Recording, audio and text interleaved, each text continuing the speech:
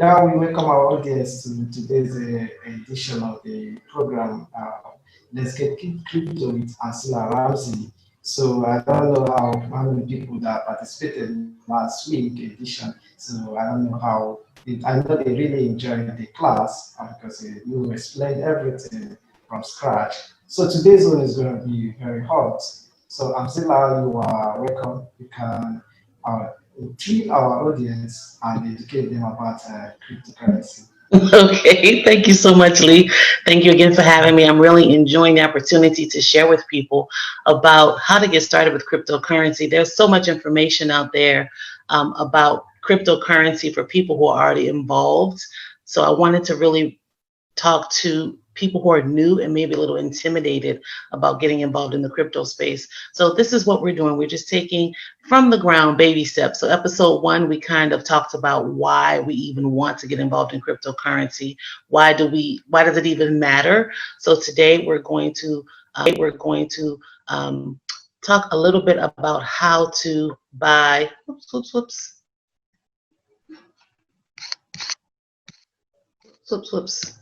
cryptocurrency for beginners. Okay, here we go. Excellent. All right.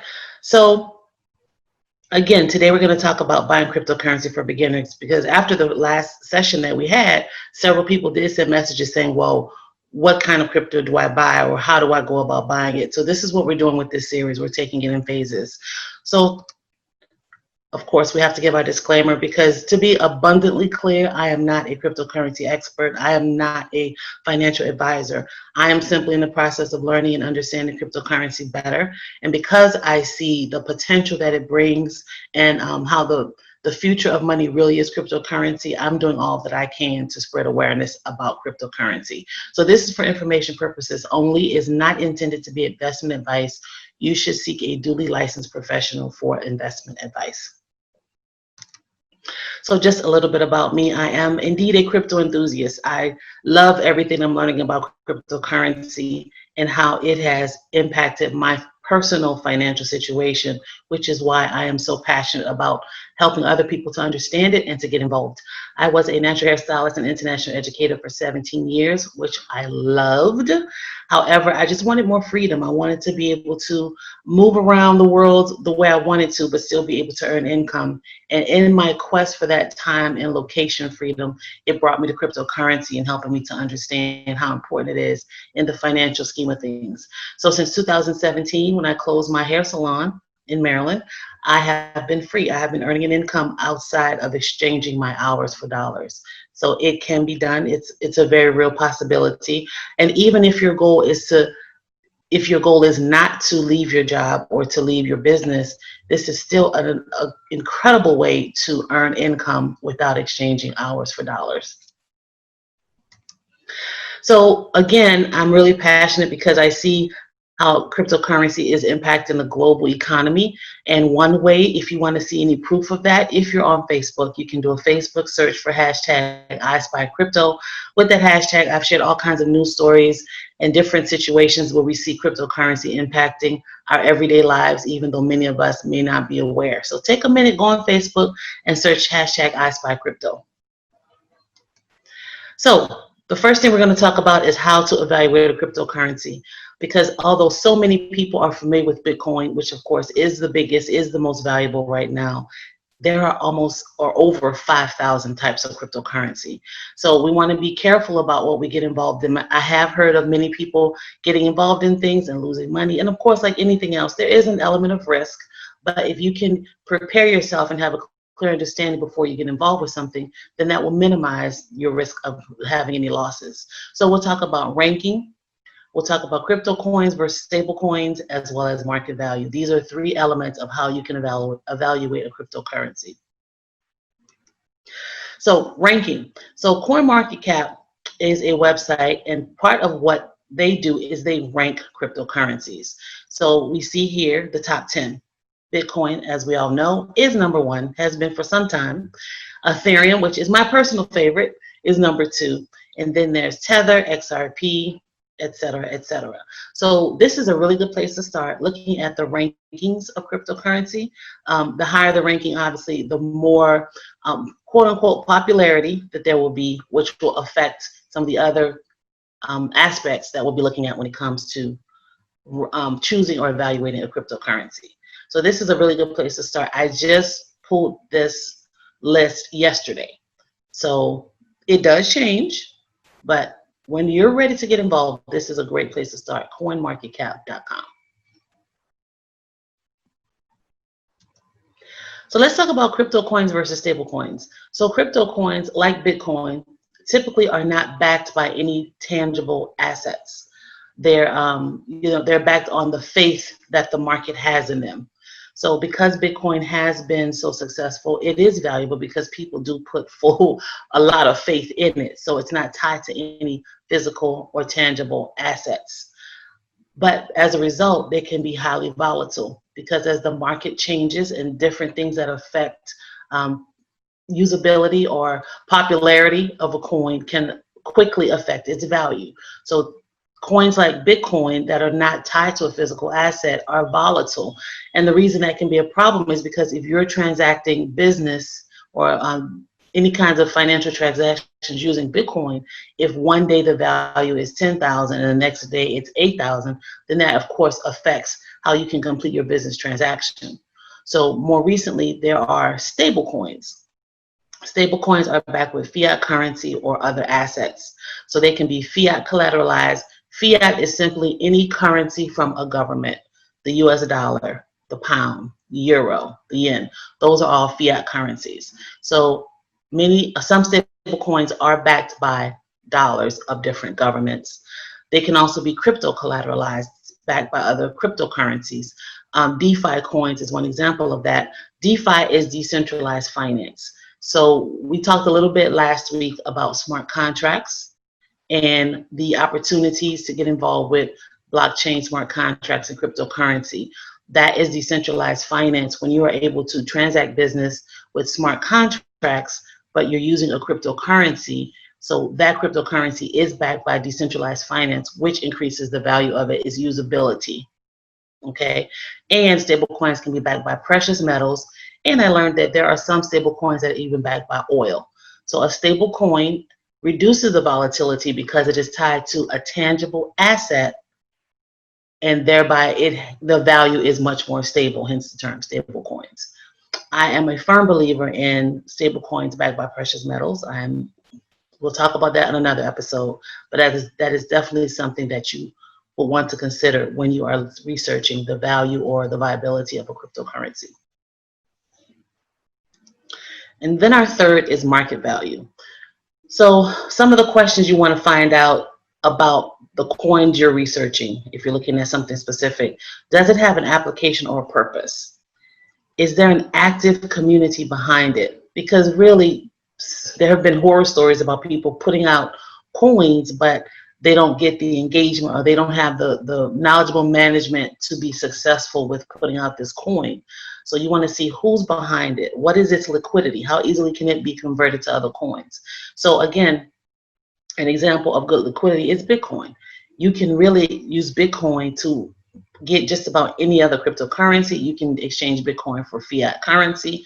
So Bitcoin has high liquidity, which of course is due to its how long it's been in use as well as its high value. So consider the coin's liquidity. If you get a coin that you cannot exchange for another coin or for currency, for fiat currency, then you're getting something that's pretty useless because you really can't do anything with it. Now, that's not to say that long term that won't change with that coin, but understand what the current situation is with that coin and how easily it can be used or converted to another coin or to fiat currency. And what are the legal regulations concerning a coin in different countries? So if you're looking outside of the country where you reside, consider what legal regulations have been put into place about that coin, because that can ultimately affect the liquidity and how you can use it. Okay. If you guys have any questions, if something's not clear, you want further explanation, you can write it down because we will have Q&A at the end, or you can put it in the chat and we'll go ahead and address that when we get to our Q&A section.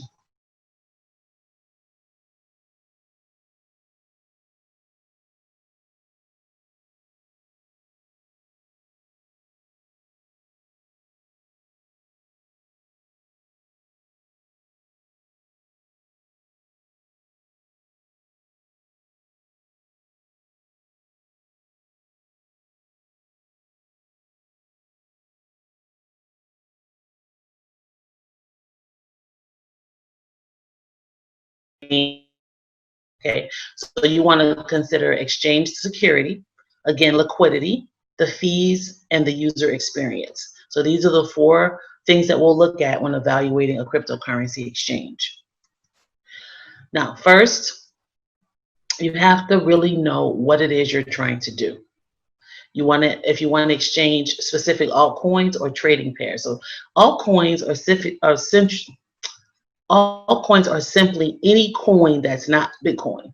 So there's Bitcoin and there's everything else. So that's what altcoins are. And you have to see what coin you're interested in. So you need to consider if the coin that you're interested in is available on that exchange, and if you're able to trade that coin with other coins on that exchange. It's also important to determine if you're doing a crypto to crypto exchange, which means you can only do trades of one type of cryptocurrency to another type of cryptocurrency. Okay, but then there are also crypto to fiat exchanges. You can take the fiat of your country, the dollars or the yen or the pounds from your country, or and exchange it for cryptocurrency, and vice versa. Okay, so you have to understand if you want to just operate in the crypto space with the crypto to crypto, or if you also need to be on an exchange that accepts currency or dollars or fiat from your country. Okay, so fiat to crypto exchanges let you buy and sell cryptocurrencies with, again, dollars, euros, pounds, yen, etc. All right, so that is important when you're looking at acquiring cryptocurrency, especially as a new person, because more than likely you're going to need an exchange that allows crypto to fiat, because you'll probably want to use fiat to acquire your cryptocurrency. Okay. Now let's talk about exchange security. First and foremost, you definitely want the web address to be HTTPS. It needs to be a secure website. Avoid any HTTP connections, and that's rule of thumb if you're doing anything financial, crypto or otherwise. You want the exchange to have 2-factor authentication. So at this point, just about everybody has 2-factor now. You know how you log into just about any website, and then they send you a code to your phone. They send you a text with a code for you to enter. That's what 2-factor authentication is. So you definitely want that feature on any exchange that you're working with. It's recommended that you use an exchange in the same country where you reside, and it's easier to comply with regulatory changes. It's also possible to use exchanges in other countries. However, some exchanges only support a limited number of countries, and that's very real. So wherever you are, if you're going to be in the crypto space and you intend to do transactions, even internationally, just be clear about how you go about completing those transactions, because most exchanges do not work everywhere. So you have to have your process in place when you're ready to start working with cryptocurrency. Okay, and some exchanges insure their funds, some don't. So the insured ones, if you lose your funds, you may be reimbursed. So that's something else that you need to find out. Here's a biggie. Does the exchange reveal its owner's headquarter address and the members of its team? Because again, there are exchanges out there. There can be a lot of anonymity, and you don't know who you're dealing with.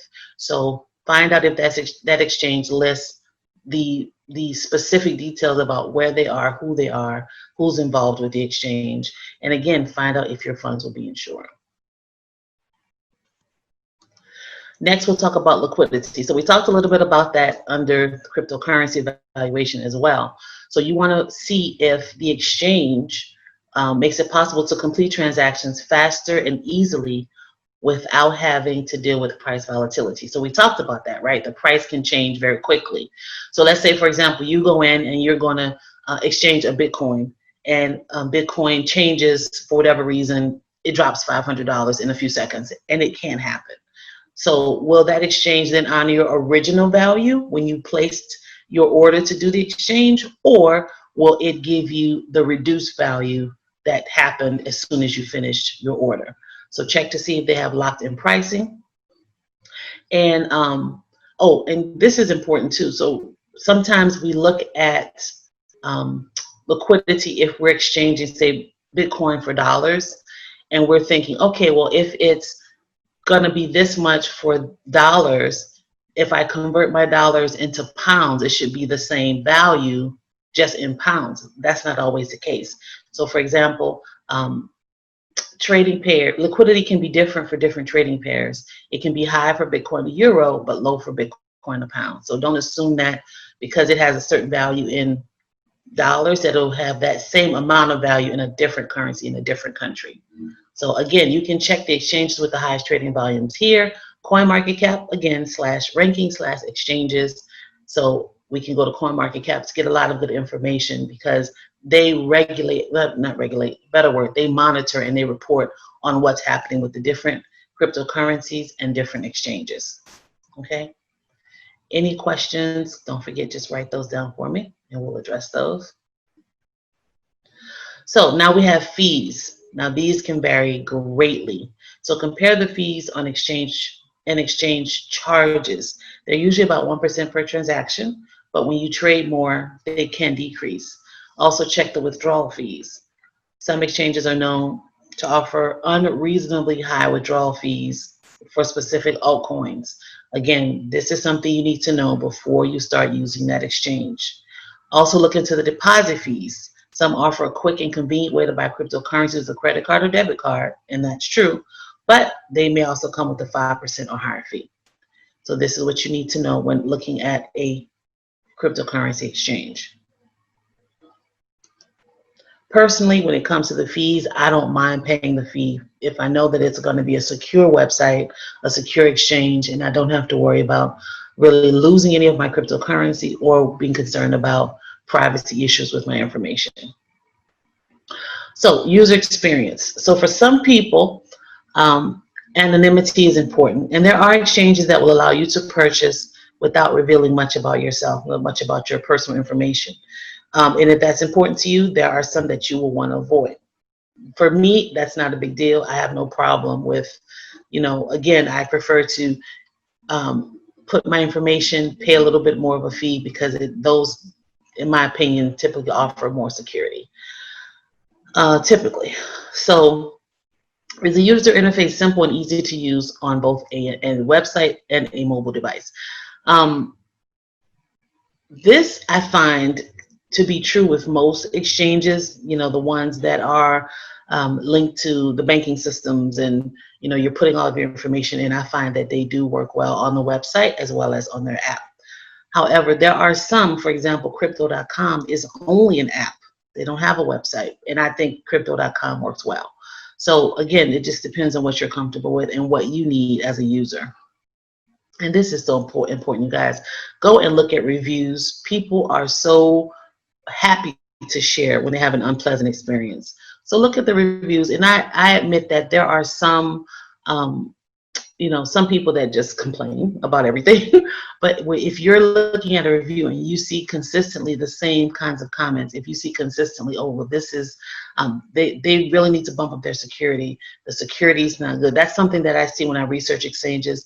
They're like, well, they need to bump up their security, or I had this issue with security. So look at that. Look to see what other people say about the benefits and drawbacks of a specific exchange. If it offers support, that's another good one. Do they have a customer support, even if it's just an email customer support that people can help you if something is not working properly? And the research I did said community forums like Bitcoin Reddit or Bitcoin Forum are good resources to get feedback about user experiences. Okay? So, to recap, choosing a cryptocurrency exchange, we want to look at exchange security, liquidity, fees, and the user experience.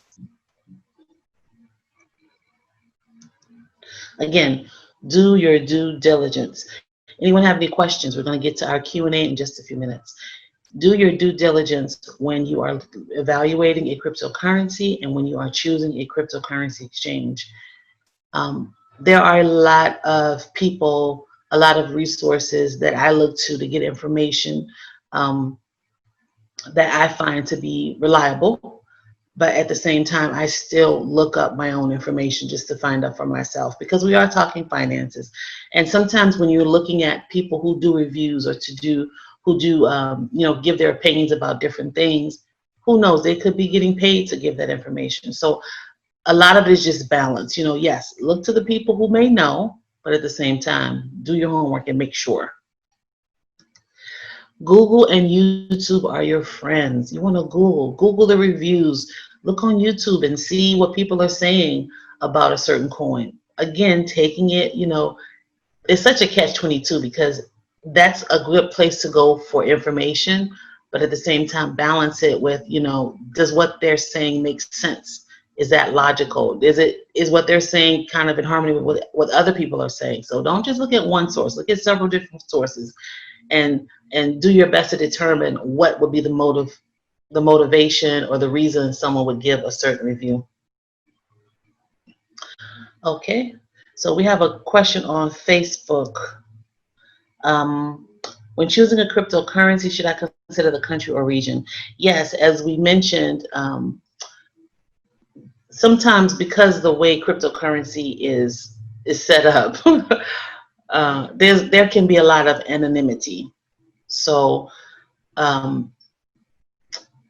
I think that it should be considered, especially if it's something that might be new or that you're not really familiar with or you haven't heard much about it.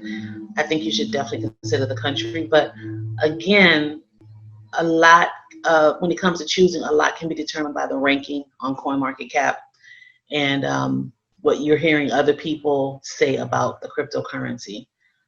So I wouldn't say like a specific region shouldn't, be considered or anything like that. But I would say look at everything.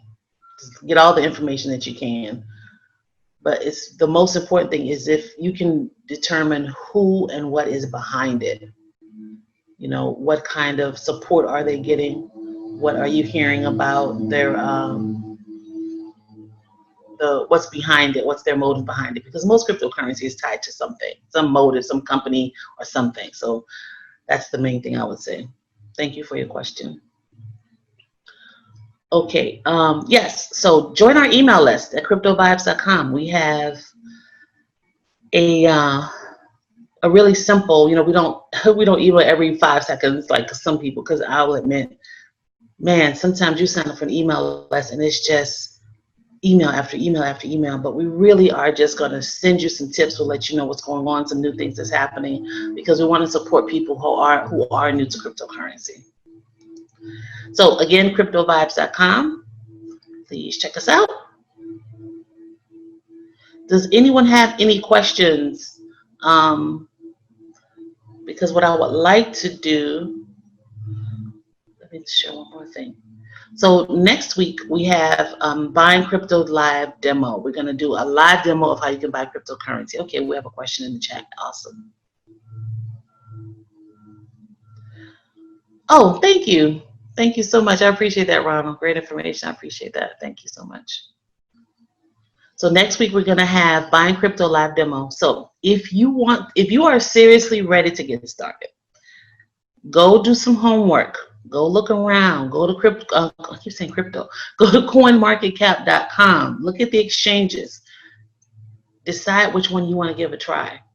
Next week we're going to do a live demo. We're going to show you how we're going to purchase a crypto. I'm sorry if you guys are hearing this noise. They're doing lawn care right outside my window. Decide which cryptocurrency exchange you want to use. You can also look to see which cryptocurrency you might be interested in acquiring. And then we'll do a live demo, and you can come back next week and we will walk through the process of purchasing cryptocurrency. Now keep in mind that when you're on an exchange and you're opening an account, if you're on an exchange that does require information, that doesn't have the anonymity factor, that takes a little bit of time. It's just remember, just like if you go to the bank, you can't go open up a bank account right at the drive-through window. You have to go inside, you have to sit down, you have to prove who you are. Same kind of thing when you're on an exchange. So take your time, set up your exchange accounts, and I want you guys to take your time and read. So for example, Coinbase, you can open an account, but until you verify your identity and prove who you are, you cannot do any purchases. You have to verify your identity. I think it's like clearance level 3. So there's 3 phases you have to go through to be able to do purchases. So don't just go and put your information and say, okay, I'm ready to purchase. Make sure what's required for you to be able to acquire cryptocurrency. Okay? Yeah, I thought we had some comments on Facebook. I do see some more info in the chat. Let's see what's going on. Oh, you're so welcome, Miss Liz. Oh, you're welcome. Okay, so Alicia says, why is Ethereum your favorite cryptocurrency? Great question, Alicia. I'm so glad you were paying attention. Ethereum is my favorite cryptocurrency because Ethereum is what smart contracts are currently operating with. And so it's a way to earn Ethereum and grow your quantity of Ethereum without working for it. Okay, so I'm involved in a smart contract. If I take some of my Ethereum and I put it into the smart contract community fund, it's a crowdfunding smart contract. So it's like we all pool our resources so that we can all benefit. I compare it to like a susu. I don't know if you're familiar with the susu, where a community, a group of people will get together, everybody donates, and everybody gets a little piece of the pie. And that's essentially what it is. So this smart contract that I'm involved in, that's what I do. I put in a small amount of Ethereum and I earn 1% of my deposit every single day. So I just looked at it yesterday. So about a month ago, a little over a month ago, I deposited 0.5 Ethereum. That's half of an Ethereum, right? At the time, it might have been worth maybe 100, 120 bucks. I put that into this smart contract. And every single day, I earn 1% of that deposit. So because of that, now I've earned 0.9, so almost a whole Ethereum I've earned. So I've practically doubled my deposit, and I had to do nothing. It just sits there and grows. So of course, no bank account will ever give you 1% a day, ever. So this is why Ethereum is so powerful, like Ethereum backing smart contracts. And this is only one example. This is only one example of something I'm involved in where I'm literally earning income and I'm doing nothing. It just is growing. Does that make sense? So that's why Ethereum is my favorite cryptocurrency right now, because it is making me money.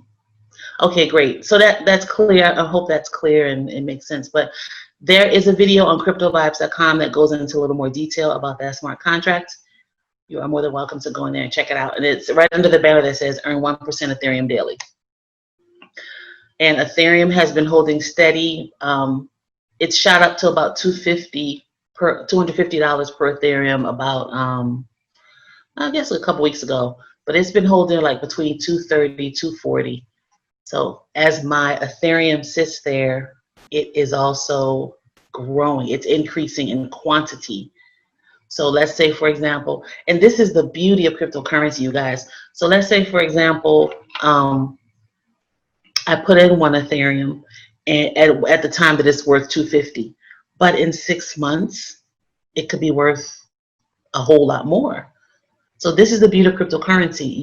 Your what you own increases in value. But with the smart contracts, you're also able to increase the quantity of what you own.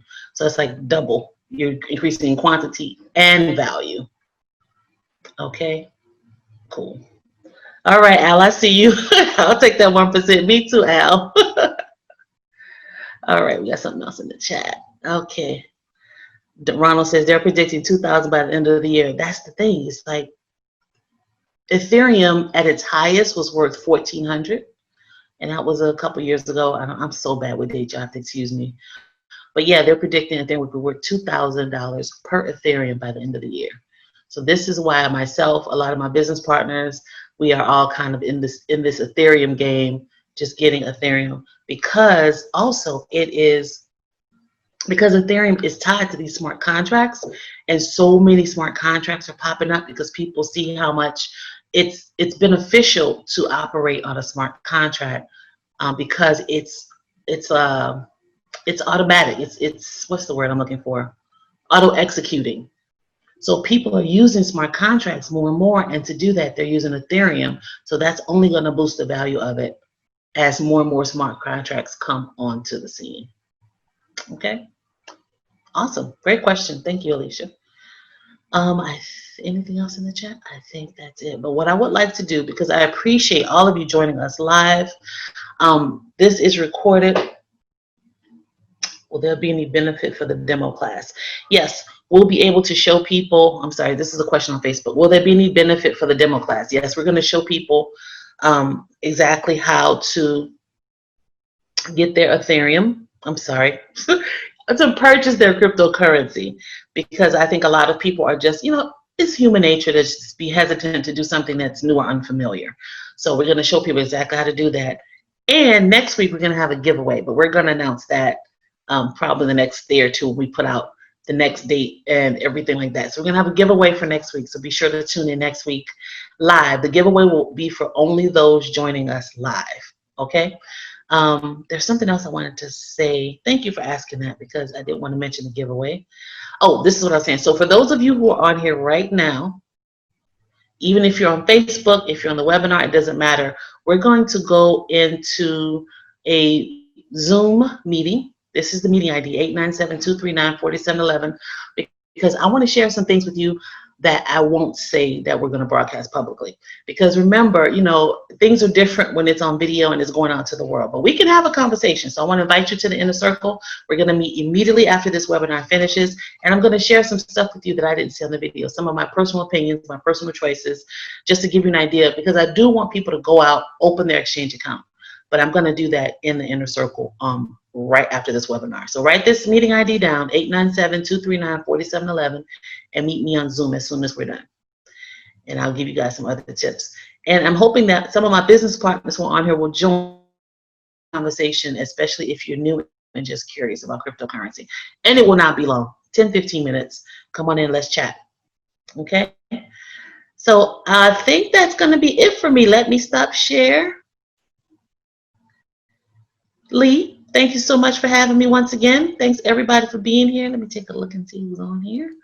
Awesome. Hey, thank you guys for being here. I appreciate it.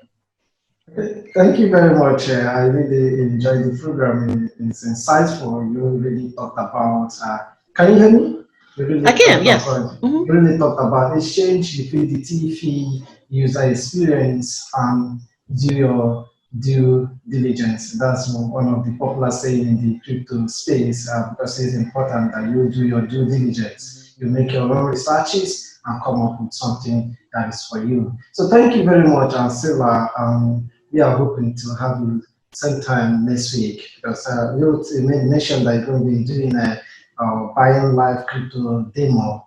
So it's going to be an interesting one. People will be really, really interested. So for our audience, I really encourage them to join us next week same time. And even you are coming up with a giveaway, that is another addition to it. Thank you very much, Ansylla. Thank you very much, our audience. You are most welcome.